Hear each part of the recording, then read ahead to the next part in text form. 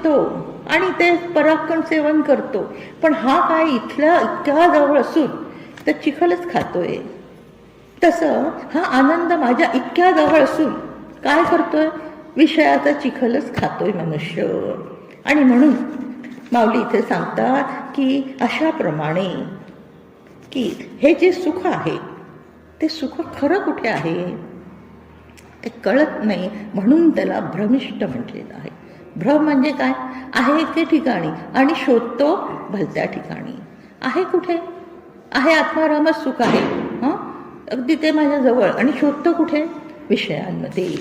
आणि म्हणून काय करायला पाहिजे की आता ही भ्रमाची निवृत्ती करायला हवी.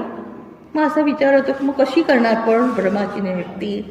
मग डॉक्टर काका सांगतात की पारमार्थिक वेड लावून घेतलं तर भ्रमाची निवृत्ती होते. पारमार्थिक वेड